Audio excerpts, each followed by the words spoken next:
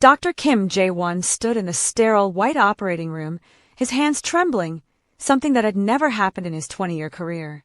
Before him lay the most important patient of his life, his own daughter, Min-ji. Her small body looked even tinier on the large surgical table, tubes, and wires connecting her to machines that beeped rhythmically. "Dr. Kim," his assistant whispered urgently. "Her brain pressure is rising again. We're losing her." Jae-won's eyes burned with tears. He refused to let fall. He had performed over 3,000 successful brain surgeries. He was Seoul's most famous neurosurgeon, the man other doctors called when they had given up hope. But now, staring at his 12-year-old daughter's scan, he saw something he had never seen before. Something that made no medical sense. The tumor wrapped around her brain stem like evil fingers, growing in a pattern that defied everything he knew about medicine. 3 other top surgeons had looked at the scans. All of them said the same word. Impossible. Impossible to remove without killing her. Impossible to treat. Impossible to cure. His daughter had 2 weeks to live, maybe less. "Papa," Min-ji had whispered that morning before the surgery, her voice weak. "Am I going to die?" He couldn't answer. He just held her hand. Now, standing over her unconscious body, Jae-won made a decision that shocked everyone in the room. "Close her up," he said quietly. "We can't operate. I won't risk it." The other doctors stared at him in disbelief, but they obeyed. In the observation room above, watching through the glass, stood a young woman in a white medical student coat. Her name was Amara Okafor, and she was the only first-year medical student allowed to observe Seoul's greatest surgeon at work. Her dark skin stood out in the sea of Korean faces around her, but right now, no one was looking at her. They were all watching the famous Dr. Kim admit defeat, but Amara wasn't watching the surgery. She was staring at the brain scan on the monitor, her grandmother's voice echoing in her mind from thousands of miles away in Lagos, Nigeria. "Remember, my child, some sicknesses the hospitals cannot see, and some cures the doctors do not know." Amara's hands clutched her grandmother's journal, a worn leather book she had carried from Nigeria, filled with healing recipes passed down for over 400 years. Inside that book was a drawing that looked exactly like the scan on the screen. Her grandmother had called it the spider sickness, and she had cured it dozens of times. Now, before we continue, let me ask you something. Have you ever felt completely helpless while someone you loved was in danger? Drop a comment below and let me know where you're watching from. And if you want to see how the story ends, make sure you're subscribed because what happens next will shock you. Amara Okafor had arrived in Seoul on a rainy September evening, her heart full of dreams and her suitcase full of her grandmother's remedies. She was 22 years old, the first person in her family to attend medical school, and she had won a prestigious scholarship to study at Seoul National University Hospital, one of the best medical schools in the world. Her mother had cried at Murtala Muhammad International Airport in Lagos. Her father had given her his blessing. But it was her grandmother, Mama Ngozi, who had pulled her aside. "Take this," Mama Ngozi had said, pressing the old leather journal into Amara's hands. "The white coats will teach you their medicine. Good medicine, yes, but do not forget our medicine. Do not forget what I taught you." Amara had hugged her grandmother tight, breathing in the familiar smell of coconut oil and native herbs. "I won't forget, Mama Ngozi. I promise." Now, 3 months later, that promise was being tested every single day. Medical school in Seoul was harder than anything Amara had ever experienced. The classes were in Korean, which she was still learning, and the other students studied 20 hours a day. But the hardest part wasn't the studying. It was the way people looked at her. In the hallways, other students would stare, then quickly look away. Some would whisper.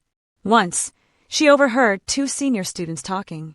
"Why do they accept a Nigerian student? This isn't charity work." I heard she only got in because of diversity quotas. Amara had learned to keep her head down, to study harder than everyone else, to prove she belonged. But it hurt. Every day it hurt. The only person who had been kind to her was Dr. Kim Jae-won himself. On her first day of clinical observation, she had been assigned to follow the famous neurosurgeon. The other students had been jealous. Dr. Kim rarely accepted observers, and never first-year students. But he had looked at Amara's application, seen her perfect test scores, and made an exception. "Welcome, Ms. Okafor," he had said warmly, shaking her hand. I look forward to working with you. Those simple words had meant everything. For 3 months, Amara had followed Dr. Kim through his surgeries, learning from the best. He treated her with respect, asked her questions, even listened when she shared observations. He never made her feel different or less than. She admired him more than any doctor she had ever met. That's why what happened next broke her heart. It was a Friday evening when Dr. Kim invited Amara to his home for dinner. My wife wants to meet the brilliant student everyone is talking about, he said with a smile. Amara was honored and nervous. She wore her best dress and brought a small gift, traditional Nigerian Ankara fabric, as a sign of respect. The Kim family lived in a beautiful apartment in Gangnam, Seoul's wealthiest neighborhood. When the door opened, Amara was greeted by Dr. Kim's wife, Yoon Seo-yeon, an elegant woman with cold eyes. So you're the Nigerian girl, Seo-yeon said, not quite smiling. She didn't invite Amara in right away, just looked her up and down like she was inspecting something unpleasant. Mother, be polite, came a voice from inside. A young man appeared, Dr. Kim's son, Min-ho, who was in his final year of medical school. He smiled warmly at Amara. Please come in. Don't mind my mother. The dinner was awkward from the start. The Kim family sat at a low table, and Amara tried her best to follow Korean dining customs. But Seo-yeon watched her every move, pointing out every mistake. That's not how you hold chopsticks. You should pour tea for the elders first. In Korea, we don't start eating until the oldest person begins. Dr. Kim tried to smooth things over, but his wife's hostility was obvious. The only bright spot was Min-ji, Dr. Kim's 12-year-old daughter, who kept smiling at Amara with curious, friendly eyes. Is Nigeria really hot all the time? Min-ji asked innocently. Not everywhere, Amara said, grateful for the friendly question. Lagos, where I'm from, can be very hot and humid. But Jos and other places in the Middle Belt are actually quite cool, especially during Harmattan season. That's enough questions, Min-ji, Seo-yeon snapped. Eat your food. Then came the moment that changed everything. Min-ho, Dr. Kim's son, had been quiet during most of the dinner. But suddenly he said, Father, I've been thinking about my residency. I want to specialize in neurosurgery like you. Dr. Kim's face lit up. Really? Min-ho, that would make me so proud. But I was hoping, Min-ho continued, glancing at Amara, that maybe we could study some alternative medicine approaches too. You know, integrate traditional healing methods with modern surgery. Ms. Okafor was telling me about some fascinating Nigerian remedies. Absolutely not, Seo-yeon interrupted sharply. My son will not waste his education on which doctor nonsense. The room went silent. Amara felt her face burn with shame and anger. She wanted to speak up, to defend her grandmother's medicine, but she was a guest in their home, a student dependent on Dr. Kim's mentorship. Seo-yeon, Dr. Kim said quietly, that was inappropriate. Was it? His wife shot back. Jae-won, our son is going to be a real doctor, not some village medicine man mixing herbs in a pot. This is exactly why I didn't want her here. She's putting strange ideas in Min-ho's head. Mother! Min-ho looked embarrassed, but Seo-yeon wasn't finished. She turned to Amara, her voice dripping with false politeness. No offense, dear, but you come from a very different world. What works in Nigerian villages doesn't work in modern hospitals. Surely you understand that? Amara's hands clenched under the table. Her grandmother's voice echoed in her mind. When people disrespect our medicine, don't argue. Just remember, the proof is in the healing. I understand, Amara said quietly, standing up. Thank you for dinner, Mrs. Kim. Dr. Kim, I should go. Amara, please, Dr. Kim started to say. But little Min-ji suddenly gasped, clutching her head. Appa, my head hurts so bad. And then she collapsed. The next few hours were a blur. An ambulance rushed Min-ji to Seoul National University Hospital. Dr. Kim performed every test imaginable while his wife paced the waiting room, sobbing. Min-ho held his mother, his face pale with fear. Amara stayed in the background, wanting to leave but feeling unable to abandon the family in crisis. Despite Mrs. Kim's cruelty, Amara's heart broke for the little girl who had smiled at her so kindly. Finally, at 2 a.m., Dr. Kim emerged from the examination room. His face was gray. "It's a brain tumor," he said, his voice cracking. "A very rare type. It's wrapped around her brain stem in an unusual pattern. I've never seen anything like it." Seo-yeon grabbed her husband's coat. "But you can fix it, right? You're the best surgeon in Korea. You can save her." Dr. Kim couldn't see his wife's eyes. "I don't know. I need to study the scans more. I'll consult with other specialists." Over the next 3 weeks, Min-ji's condition got worse. The little girl who had been so full of life was now weak, sleeping most of the day. Her headaches, so severe she would cry for hours. Dr. Kim consulted with every top neurosurgeon in Asia. They all said the same thing. The tumor was inoperable. Trying to remove it would kill her instantly. Chemotherapy wasn't working. Radiation would cause more damage than good. Min-ji was dying, and modern medicine had no answers. During this time, Amara continued her studies, but her heart was heavy. She would see Dr. Kim in the hallways, and he looked like he had aged 10 years in 3 weeks. The confident, brilliant surgeon was becoming a desperate, broken father. One evening, Amara was studying in the hospital library when she heard familiar voices. Dr. Kim and his wife were in the hallway arguing. "We have to try the surgery," Seo-yeon was saying. "You have to try." "I can't." Dr. Kim's voice broke. "Seo-yeon, if I operate, she'll die on the table. At least this way, we have a few more weeks with her." "Weeks! Weeks! Our daughter is 12 years old. She should have decades. Don't you think I know that?" Dr. Kim shouted, and then his voice dissolved into sobs. "I'm her father. I'm supposed to protect her. But I can't. I'm the best neurosurgeon in this country, and I can't save my own daughter." Amara's eyes filled with tears. She pulled out her grandmother's journal, flipping through the pages until she found the drawing that had been haunting her for weeks. There, sketched in her grandmother's careful hand, was an exact replica of Min-ji's brain scan. The same spiderweb pattern, the same impossible tumor. Under the drawing, Mama Ngozi had written in Igbo, their native language. "The spider sickness comes from deep trauma and fear that the child cannot speak. The tumor is the body's way of holding the pain. Western medicine sees only the growth, not the root. To heal, you must remove both." Below that were detailed instructions.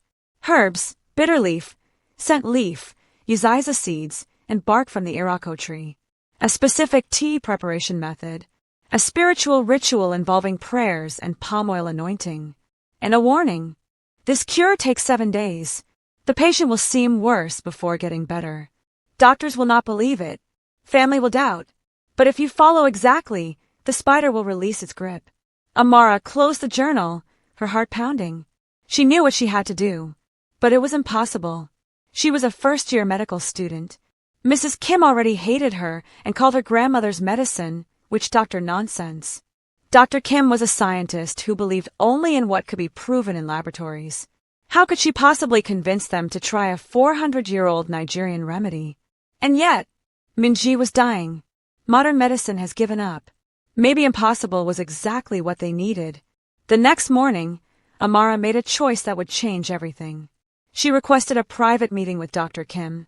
He agreed, though he looked exhausted and distracted. They met in his office, surrounded by medical journals and brain scan images of Min-ji that covered every wall. "Dr. Kim," Amara began, her voice shaking, "I know this will sound crazy, but I think I know what's wrong with Min-ji. And I think I know how to cure her." Dr. Kim looked up, hope and skepticism fighting in his eyes. "What do you mean?" Amara placed her grandmother's journal on his desk. "My grandmother was a traditional healer in Lagos for over 60 years. She treated thousands of patients with conditions that hospitals couldn't cure. This tumor, the pattern, the way it's growing, she's seen it before. Many times. She calls it the spider sickness." Dr. Kim stared at the journal but didn't touch it. "Amara, I respect your grandmother, but this is a medical crisis. My daughter needs surgery, not..." "Not what?" Amara interrupted, surprising herself with her boldness. "Not herbs? Not traditional medicine?"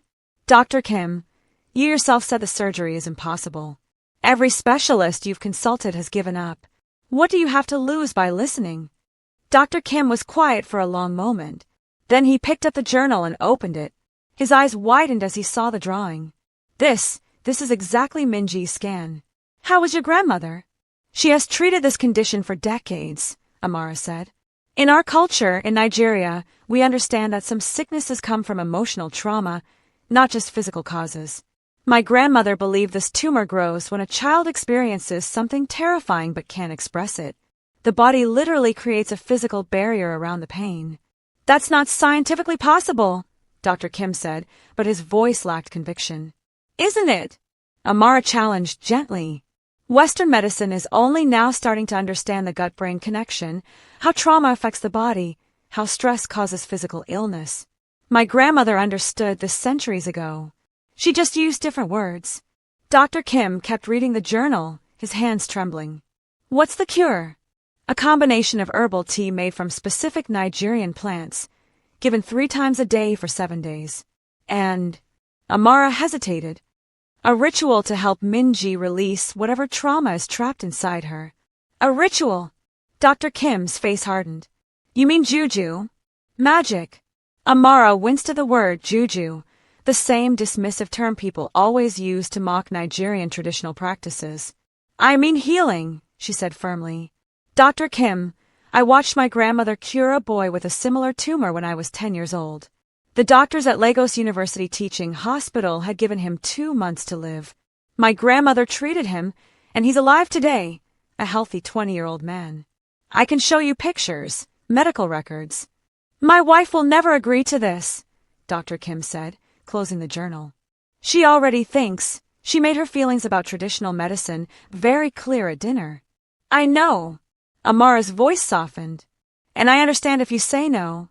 But Dr. Kim, Minji is running out of time. What if this works? What if your daughter could live? Dr. Kim buried his face in his hands. For 3 full minutes, he didn't speak. The only sound in the office was the ticking of the clock on the wall, each tick a reminder that Minji had less and less time. Finally, Dr. Kim looked up, and Amara saw something new in his eyes. Desperation. What do you need? He asked. That evening, Dr. Kim called a family meeting in Minji's hospital room. The little girl was asleep, her breathing shallow, dark circles under her eyes. Present were Dr. Kim, his wife Seo-yeon, his son Min-ho, and, to Seo-yeon's obvious displeasure, Amara. What is she doing here? Seo-yeon demanded the moment she saw Amara. She's here because I invited her, Dr. Kim said firmly. Seo-yeon, Min-ho, I've made a decision about Minji's treatment. Finally! Seo-yeon's face lit up with hope. You're going to do the surgery? No. Dr. Kim took a deep breath. I'm going to try an alternative treatment, a traditional Nigerian remedy that... What? Seo-yeon's voice rose to a shriek. She pointed at Amara. This is her idea, isn't it? I knew it. I knew letting that girl into our family would cause problems. Mother, please, Min-ho said, but his own face showed doubt. No. Seo-yeon's eyes blazed with fury and fear.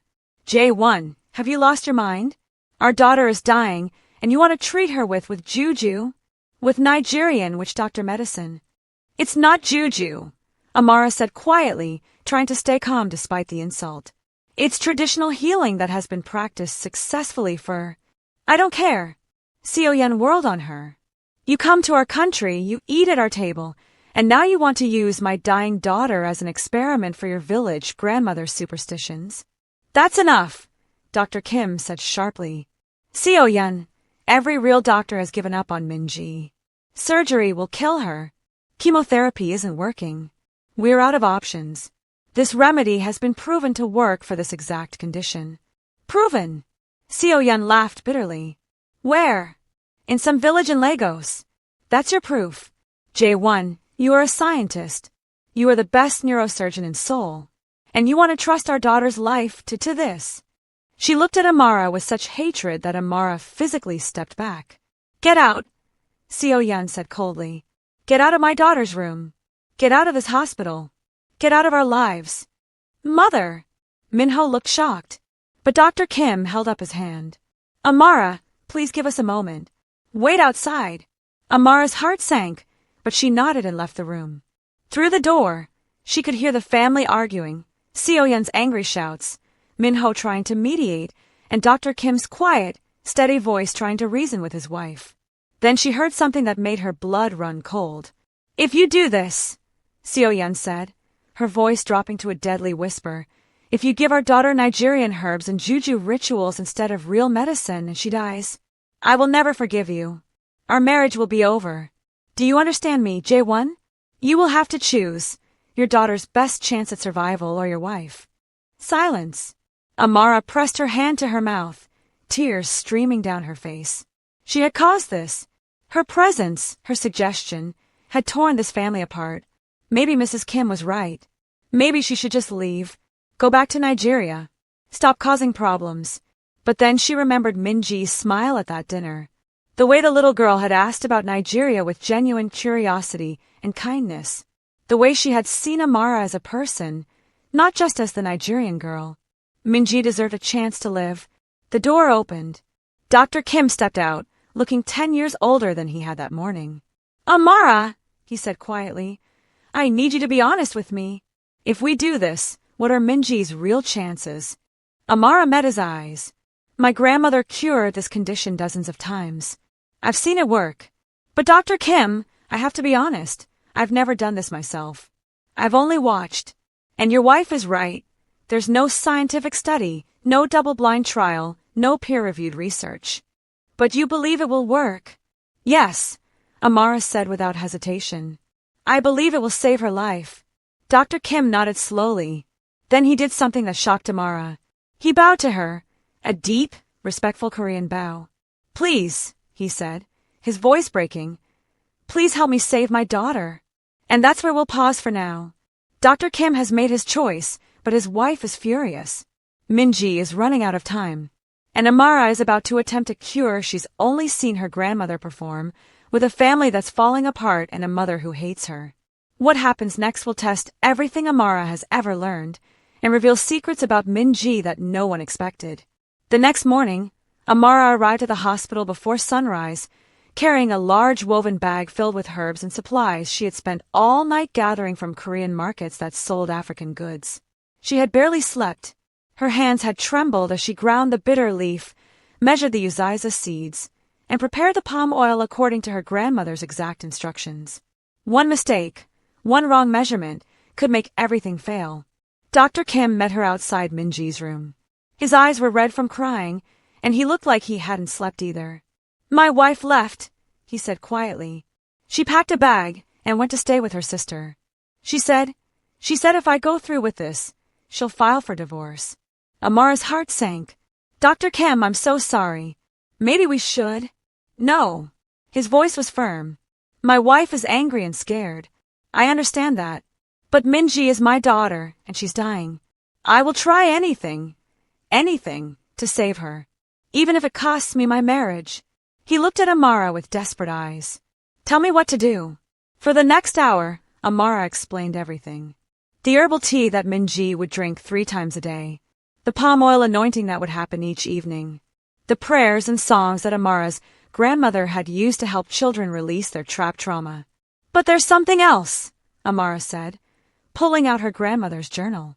"According to Mom Ngozi, the spider sickness only grows when a child has experienced something terrifying, something they can't talk about. Dr. Kim, has anything traumatic happened to Min-ji recently? Anything that scared her?"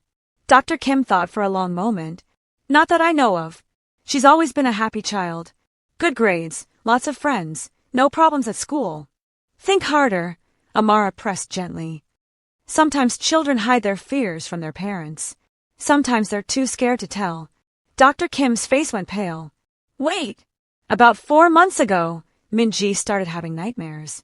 She would wake up screaming, but she wouldn't tell us what the dreams were about. My wife thought it was just school stress, so we didn't push her to talk about it." 4 months ago, Amara repeated, checking her grandmother's notes. "That's exactly when this type of tumor starts to form. Dr. Kim, we need to help Min-ji tell us what happened. That's part of the cure, releasing the fear that's trapped inside her." Dr. Kim nodded, though he looked terrified. "Let's begin." Min-ji was awake when they entered her room. The little girl looked so small and fragile in the hospital bed, her head wrapped in bandages from all the tests, her arms covered in needle marks. "Appa," she whispered.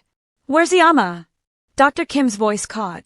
She had to go stay with your aunt for a few days. But I'm here, princess. And Ms. Okafor is here too. We're going to try a new medicine to make you feel better. Minji's tired eyes found Amara. The lady from Nigeria? The one who told me about the cool mountains. Amara felt tears prick her eyes. Even dying, this child remembered their conversation. Yes, that's me. Minji, I brought you some special tea that my grandmother used to make. It tastes a little bitter, but it's a very powerful medicine. Will it make the spiders in my head go away? Minji asked. Amara and Dr. Kim exchanged shocked looks. Spiders? Dr. Kim asked carefully. Minji, what do you mean? In my dreams, Minji said, her voice small and scared. There are spiders everywhere. Big black spiders that crawl inside my head and won't leave. They started coming after. She stopped, her whole body tensing up. After what, princess? Dr. Kim asked gently. But Minji just shook her head, tears streaming down her face. I can't tell. I promised I wouldn't tell. Amara's grandmother's words echoed in her mind. The child is keeping a secret. The secret is feeding the spider. It's okay, Amara said softly, sitting beside Minji's bed. You don't have to tell us right now. But Minji, I want you to know something. Sometimes, keeping secrets, especially scary secrets, can make us sick. The spiders in your dreams, they're not real spiders. They're your fear taking a shape, and this medicine will help make them go away. But you have to be brave and trust us. Minji looked at her father, then back at Amara. Will it hurt?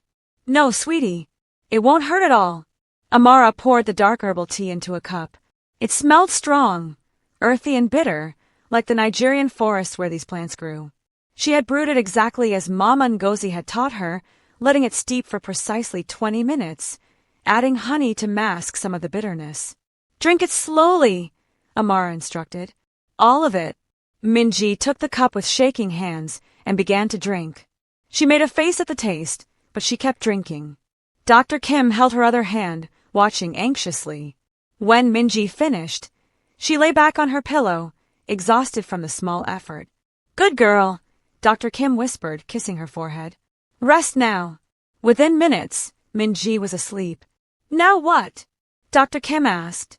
Now we wait, Amara said, and we prepare for tonight. That evening, after Minji had her second dose of tea, Amara prepared for the ritual her grandmother had taught her. She had sent Minho to buy white candles and fresh flowers. She had brought a small calabash bowl filled with palm oil blessed by a Nigerian priest in Seoul's small African community. And she had her grandmother's prayer beads, ancient wooden beads worn smooth by generations of healing hands. Dr. Kim watched as Amara arranged everything around Minji's bed. This looks very spiritual, he said nervously. I'm a scientist. I don't really believe in. You don't have to believe, Amara said gently. You just have to let me do what I was taught. Dr. Kim, your science couldn't cure your daughter. Maybe it's time to trust something beyond science. He nodded, stepping back. Amara dimmed the lights in the room and lit the candles. She dipped her fingers in the palm oil and made a small mark on Minji's forehead, a traditional Nigerian blessing for protection and healing. Then she began to sing. It was an old Igbo healing song, one her grandmother had sung over countless patients. The words were in a language Dr. Kim couldn't understand, but the melody was beautiful and haunting, like a lullaby, but with power behind it. As Amara sang, something strange began to happen. Minji, who had been sleeping peacefully, started to move restlessly. Her eyes were still closed, but her lips began to move, forming words. No, Minji whispered. Please, no. I won't tell. I promise I won't tell. Dr. Kim moved forward, but Amara held up her hand, signaling him to wait. Who won't you tell, Minji? Amara asked softly, continuing to sing between her questions. What happened? The bad Ajashi, Minji murmured, her voice taking on the tone of a much younger child, as if she had regressed to the moment of her trauma. The Ajashi at school. He said if I tell, he'll hurt my family. He said he knows where we live. He showed me pictures of Iyama and Appa and said bad things would happen. Dr. Kim's face went white with horror and rage. What did the Ajashi do? Amara asked, though her heart was breaking. He touched me, Minji whispered, tears streaming down her still-closed eyes. In the supply closet at school. He said it was our special secret. He said all the other girls have secrets too, and if I tell, everyone will hate me. The spiders came that night. The spiders that watch me. That reminds me to keep the secret. Dr. Kim made us sound like a wounded animal. His hands clenched into fists, and Amara could see he wanted to break something, heard someone scream. But Amara kept singing and kept anointing Minji's forehead with palm oil. Minji, she said gently, the spiders are leaving now. You've told the secret. You've been so brave. Your Appa is here, and he's going to protect you. The bad Ajeshi can't hurt you anymore. The secret is gone, and so the spiders have to go too. Minji's restless movements began to slow.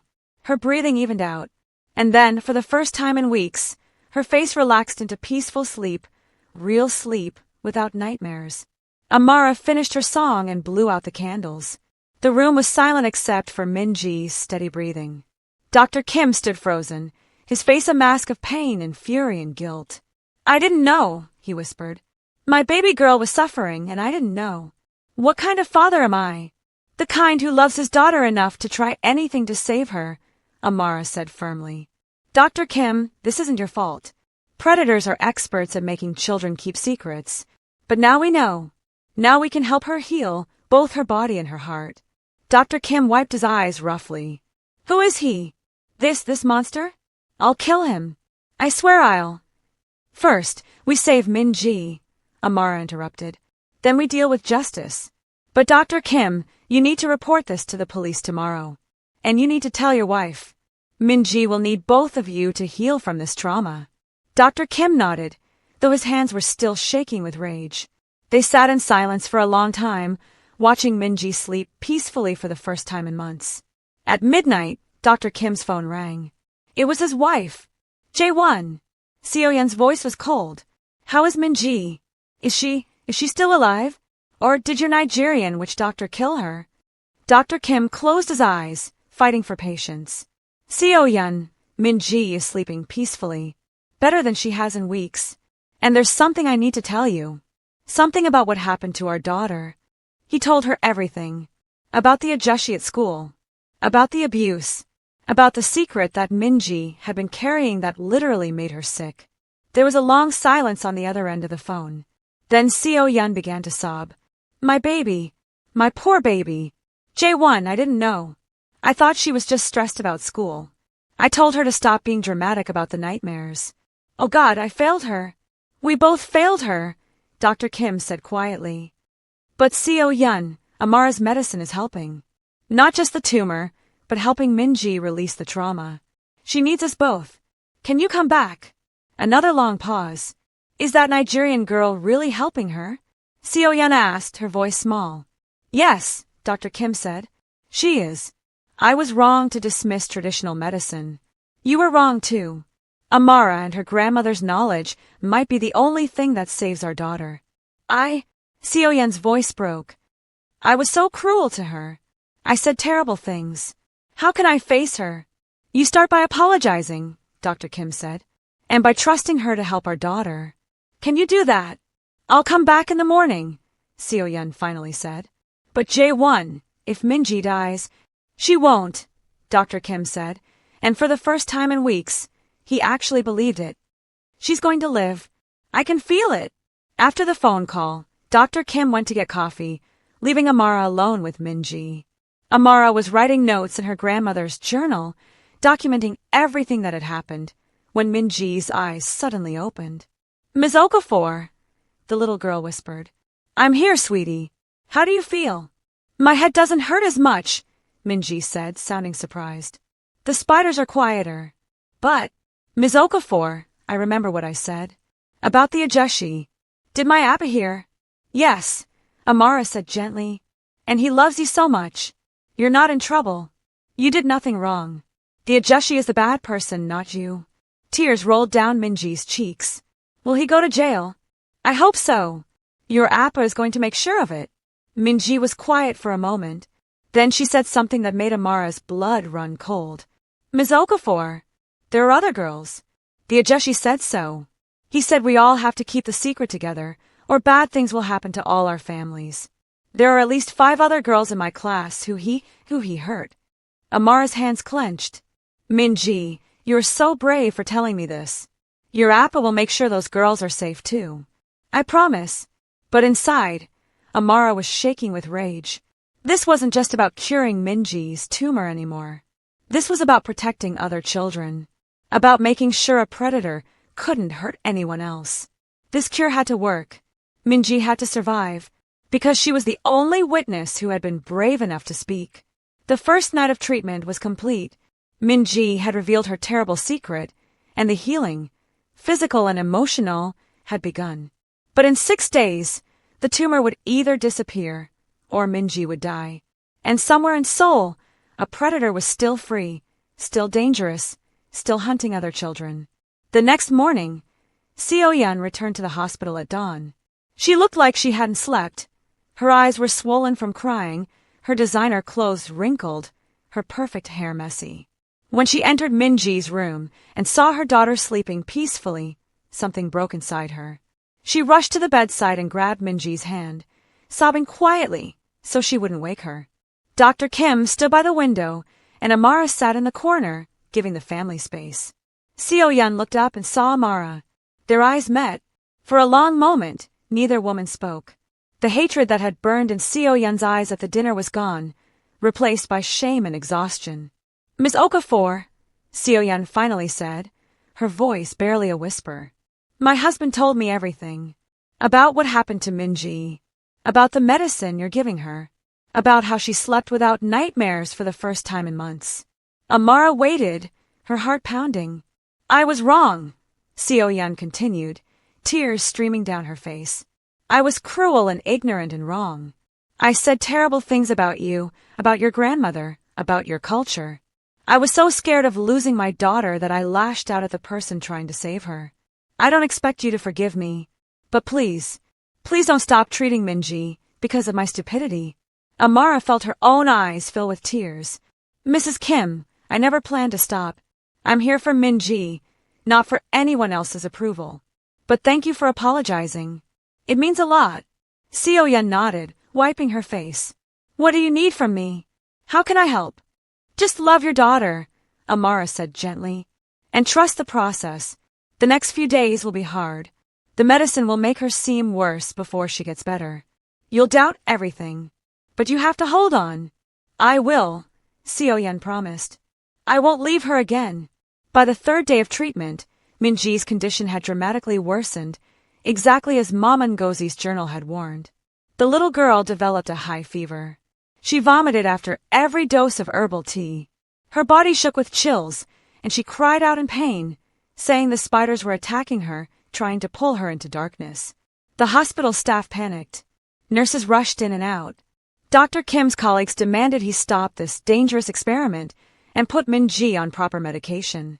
You're killing her, one senior doctor shouted. This is medical malpractice. I'm reporting you to the board. But Amara stood firm, her grandmother's journal clutched in her hands. This is part of the healing, she insisted. The fever means the medicine is working. The body is fighting back.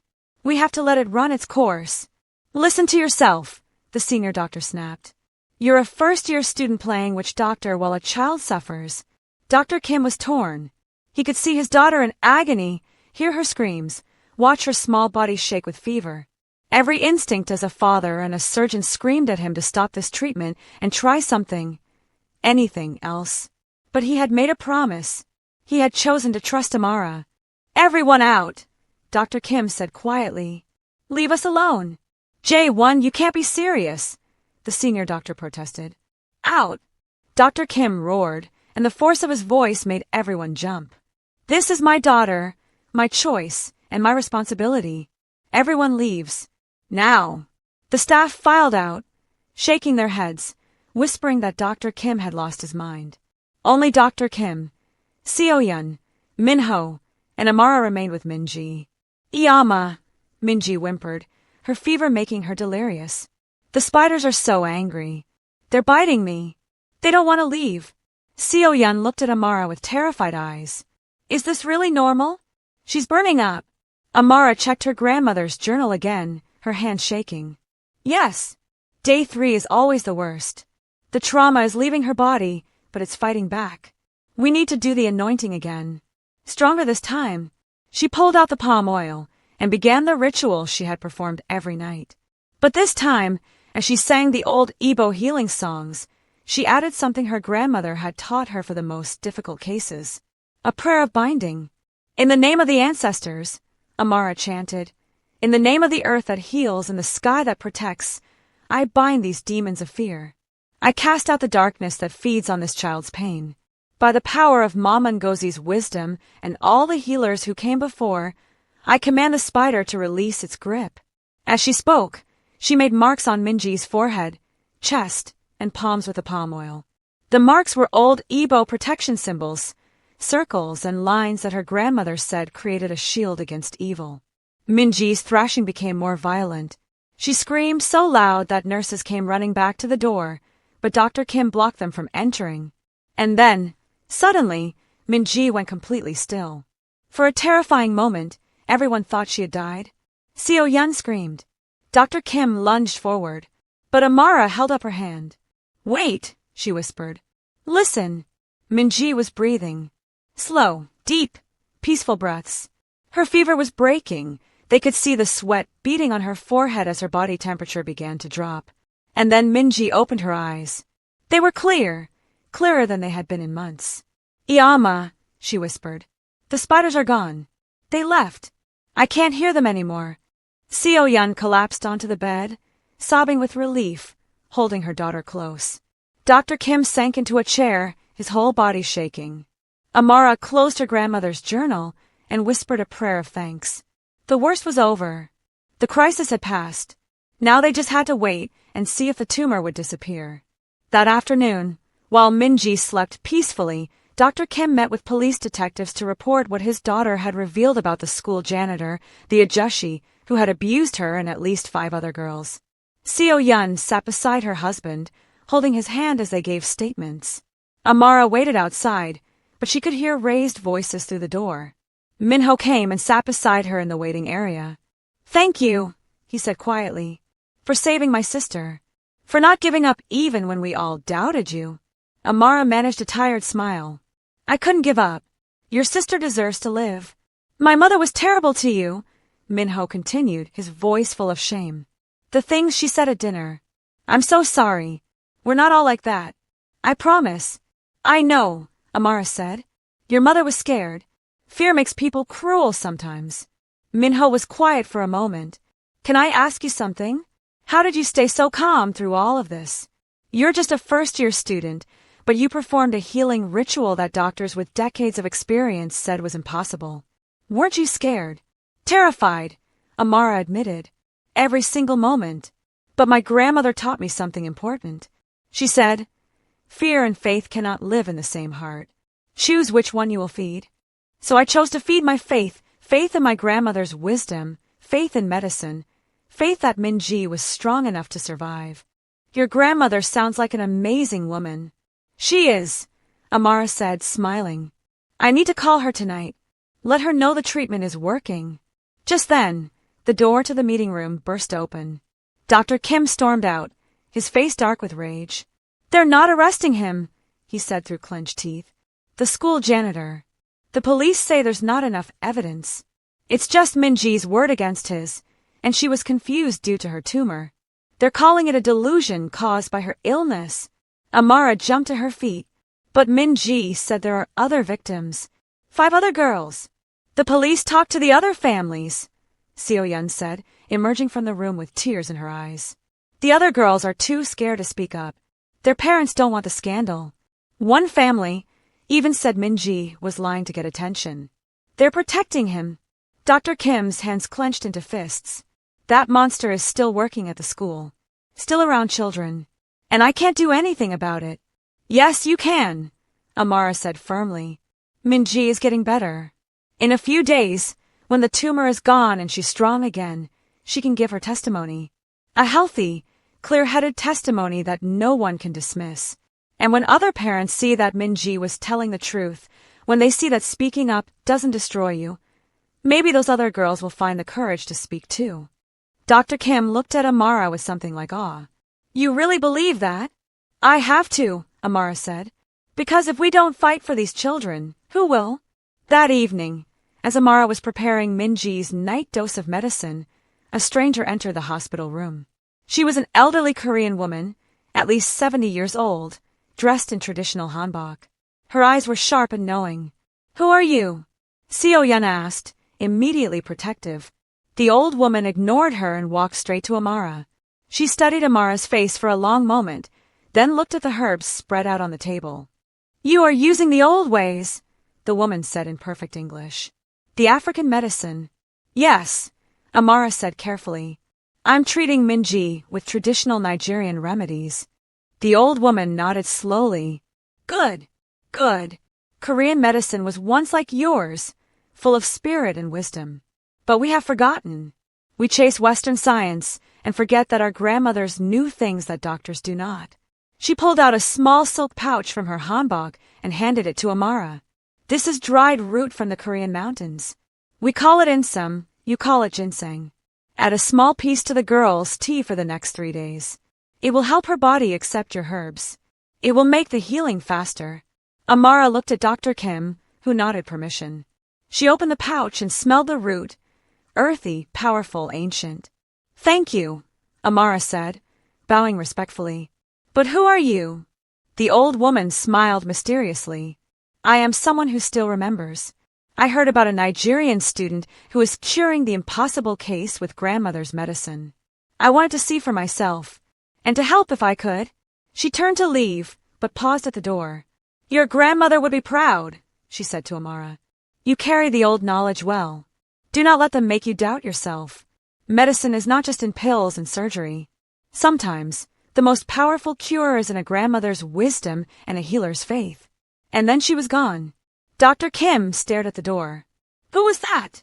I don't know, Amara said, looking at the ginseng root. But I think she was a sign that we're on the right path. On the 5th day of treatment, Dr. Kim ordered a new brain scan.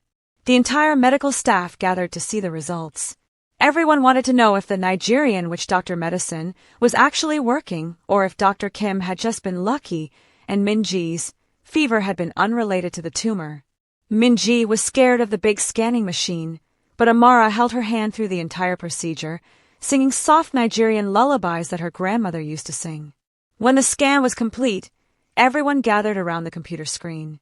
Dr. Kim pulled up Minji's previous scan first, the one that showed the spiderweb tumor wrapped around her brain stem like evil fingers. Then he pulled up the new scan. The room went completely silent. The tumor had shrunk by 40%. 40%. In just 5 days. That's impossible, the senior doctor whispered. Tumors don't shrink that fast. Not without aggressive chemotherapy. Not without. But the evidence was right there on the screen. Dr. Kim turned to Amara, tears streaming down his face. It's working. Your grandmother's medicine is actually working. The other doctors stared in shock. Some looked angry that they had been proven wrong. Others looked fascinated. But all of them had to admit the truth. The impossible was happening. Minji's tumor was shrinking, but she still had 2 more days of treatment. The predator who hurt her was still free. And Amara was about to discover that curing Minji would bring attention she never wanted. Attention that could change her life forever.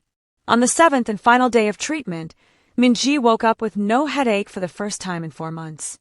Iyama, she called out, her voice stronger than it had been in weeks. I'm hungry. Really, really hungry. Seo-yeon burst into tears of joy. A sick child asking for food was the most beautiful sound she had ever heard. Dr. Kim immediately ordered a final brain scan. This was the moment of truth. Either the tumor would be completely gone, or he didn't want to think about the alternative. Amara stood beside Minji's bed, exhausted but hopeful.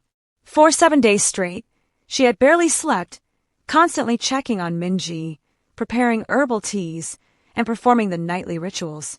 Her hands shook from fatigue, but her faith never wavered. The mysterious Korean grandmother's ginseng root had helped tremendously. Minji's body had accepted the Nigerian herbs faster, and her recovery had accelerated beyond what even Mama Ngozi's journal had predicted. Miss Okafor, Minji said, grabbing Amara's hand. When I get better, will you teach me about Nigeria? I want to learn about the place where the medicine that saved me came from. Amara smiled through her tears. I would love that, Minji. I'll teach you everything. And I want to meet your grandmother someday, Minji continued. To thank her. She saved my life, even though she's never met me. That's like a superhero. She is a superhero, Amara agreed. The best kind, the kind who heals instead of fights. 2 hours later, the entire Kim family, Amara, and what seemed like half the hospital staff crowded into the scan viewing room.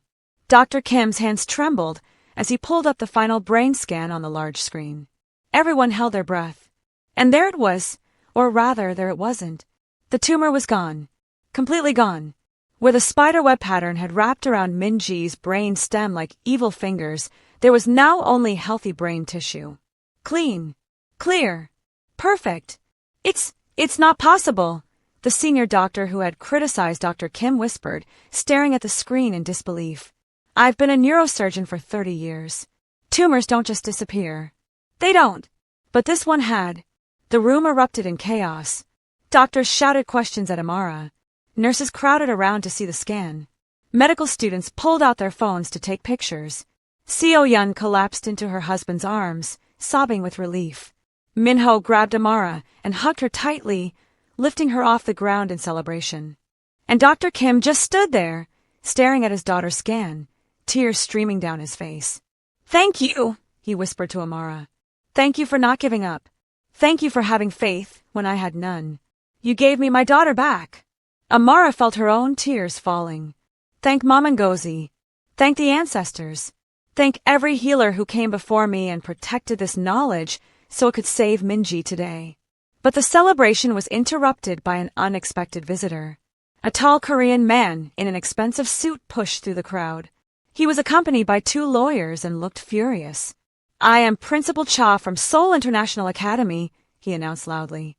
I understand that Dr. Kim has made serious accusations against one of my staff members based on the delusional ravings of his sick daughter. The room went silent. Dr. Kim's face darkened with rage. My daughter was not delusional. She was traumatized. And your janitor is a child predator who has been a valued employee for 15 years, Principal Cha interrupted coldly. Your daughter's brain tumor obviously caused hallucinations. Now that she's supposedly cured, though I have serious doubts about this so-called miracle, you need to retract your false accusations before you destroy an innocent man's reputation. Innocent! Seo-yeon's voice was like ice. My daughter told us exactly what he did to her. She named 5 other victims. Children with overactive imaginations, one of the lawyers said dismissively. Influenced by your daughter's stories. Principal Cha is here to demand you stop this witch hunt, or we will sue your family for defamation. Amara felt rage building in her chest. They were trying to silence Minji. Trying to protect a predator. Trying to make it all go away. No, Amara said, stepping forward. Everyone turned to look at her. You will not silence her. Minji was sick because of what that man did to her. The trauma literally created a tumor in her brain. I have documented everything, the treatment, the healing process, the moment she revealed her abuse. This isn't a delusion. This is a medical case that proves the connection between trauma and physical illness. And who are you? Principal Cha sneered. Some African student playing witch doctor? Your medicine has no scientific basis. No court will take your word seriously. Then how do you explain this? Dr. Kim said, pointing to Minji's scan. My daughter had an inoperable tumor that every specialist said would kill her. Ms. Okafor's traditional medicine cured it completely in 7 days. 7 days! If her treatment worked, then her documentation of my daughter's testimony is also valid. Plus, Minho added, pulling out his phone, I recorded everything. Every ritual, every prayer, every moment Minji spoke about her abuse. And I'm posting it online right now. Let the world decide who's telling the truth. Principal Cha's face went pale. You can't do that. That's a violation of what? Seo-yeon demanded. My daughter's privacy. She wants people to know. She wants other children to know they can speak up. You're not protecting your janitor. You're protecting your school's reputation. But that ends now. Within minutes, Minho's video began spreading across Korean social media. The story of a Nigerian medical student who cured an impossible tumor using traditional medicine, and in doing so, uncovered a child abuse scandal, went viral. Principal Chow and his lawyers fled the hospital, but the damage was done. By that evening, 3 of the other 5 girls Minji had mentioned came forward with their parents. Their testimonies matched Minji's exactly. The police had no choice but to arrest the janitor. Justice, finally, would be served. 3 days later, Minji was discharged from the hospital, completely healthy and tumor-free. But Amara's life had changed in ways she never expected. Her story had spread beyond Korea. News outlets from Nigeria, across Africa, and around the world picked up the story. Nigerian medical student performs miracle cure using grandmother's ancient medicine, read the headlines. Mama Ngozi called from Lagos, crying with pride. My daughter, you have honored our ancestors. You have shown the world that our medicine is real, powerful, and worthy of respect. But with fame came complications. Seoul National University Hospital called Amara into a meeting. She thought they might expel her for practicing unauthorized medicine. Instead, they made her an offer. Ms. Okafor, the Dean of Medicine, said, what you accomplished is unprecedented. We would like to create a new research department, Integrative Traditional Medicine. We want you to lead it. You would document your grandmother's remedies, test them alongside Western medicine, and train other doctors in traditional healing methods. Amara was stunned. But I'm just a first-year student. You're a healer, the dean corrected. And we need healers, not just technicians. What do you say? Amara thought of her grandmother's journal, thought of all the knowledge contained in those pages, knowledge that could save countless lives if shared properly. Yes, she said, but on one condition. My grandmother must be involved. This is her wisdom, her legacy. She deserves recognition and respect. Agreed, the dean said, smiling.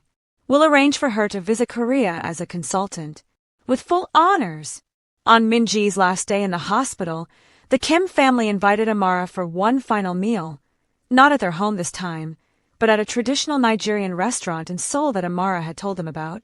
They sat together, eating jollof rice and egusi soup, laughing and talking like family. This is delicious, Minji exclaimed, trying fufu for the first time. Ms. Okafor, you have to teach Iyama how to make this. Seoyeon smiled, a real warm smile.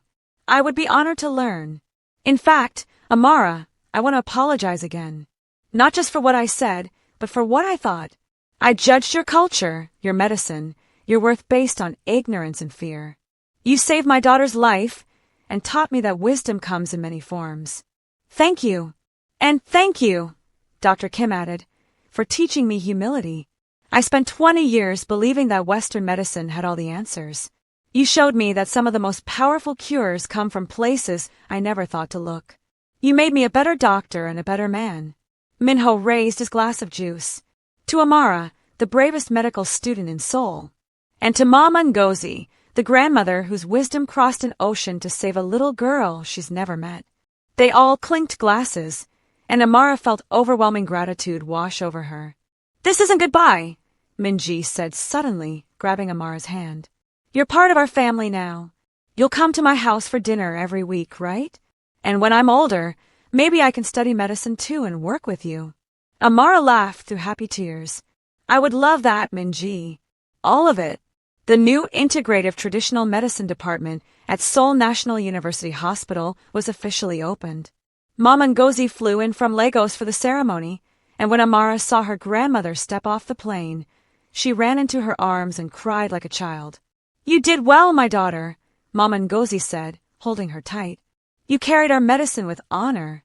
You proved that the old ways still work, still heal, still matter. At the opening ceremony, Minji, now completely healthy, cancer-free, and thriving, cut the ribbon alongside Amara and Mama Ngozi. Dr. Kim gave a speech about the importance of integrating traditional and modern medicine. Seoyeon stood beside him, holding his hand, their marriage stronger than ever after nearly losing their daughter. And in the front row sat the mysterious Korean grandmother who had brought the ginseng root. She caught Amara's eye and smiled knowingly, then quietly slipped away into the crowd. Some healers, Amara realized, preferred to work in the shadows. But their impact was no less powerful. As the ceremony ended and people celebrated, Amara stood with her grandmother, looking at the new department that bore both their names. "Mom Ngozi," Amara said, "I have a question. How did you know? How did you know that the spider sickness could be cured? How did you figure it out centuries before modern medicine understood the connection between trauma and physical illness?" Mom Ngozi smiled, her wise old eyes twinkling. "Because we listened, child. We listened to the patients, to their stories, to their pain. We understood that the body and the spirit are not separate, they are one. When the spirit is wounded, the body becomes sick. Heal the spirit, heal the body. It is simple. Western medicine makes it complicated. Will you teach me more?"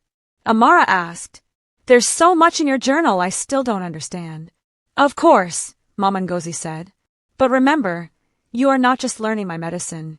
You are learning to trust your own wisdom, your own intuition. That is the true gift I give you." Behind them, Minji ran up and hugged them both. "Mom Ngozi," she said excitedly, "will you teach me too? I want to learn everything." The old woman laughed and stroked Minji's hair. "You, little one, have already learned the most important lesson, that speaking your truth, even when it's scary, can save not just you but others. You are braver than you know." Minji beamed with pride, and Amara realized that this was just the beginning of a new kind of medicine that honored both science and tradition. The beginning of Minji's journey toward healing, not just her body, but her spirit. The beginning of justice for the other victims who had finally found their voices. And the beginning of a legacy that would span continents and generations. Seoul's top neurosurgeon had called it impossible. But Mom Ngozi's medicine had cured it anyway. Because sometimes, the most powerful cure isn't found in a laboratory or an operating room. Sometimes, it's found in a grandmother's wisdom, a healer's faith, and a little girl's courage to finally speak her truth. 1 year later, the janitor who had abused Minji and the other girls was sentenced to 20 years in prison. Minji testified in court, strong, clear, and unafraid. And when the verdict was read, she turned to Amara in the gallery and smiled. A smile that said, "Thank you for believing me. Thank you for saving me. Thank you for showing me that my voice matters." Amara smiled back, tears in her eyes. This was why she had become a doctor. Not just to heal bodies, but to heal hearts. Not just to cure disease, but to restore hope. And she would spend the rest of her life honoring that calling. The end. Thank you so much for watching the story from beginning to end. If this touched your heart, please subscribe to this channel to support our growth. We have so many more incredible stories to share with you. Drop a comment and let me know, what was your favorite moment? And have you ever experienced traditional medicine saving someone when modern medicine couldn't? Share the story with someone who needs to hear it. Share it with someone who has survived trauma. Share it with someone who believes in the power of ancestral wisdom. Until next time, remember, sometimes the cure for the impossible is simply having faith in what others call impossible. Stay blessed, stay strong, and never forget, your story matters.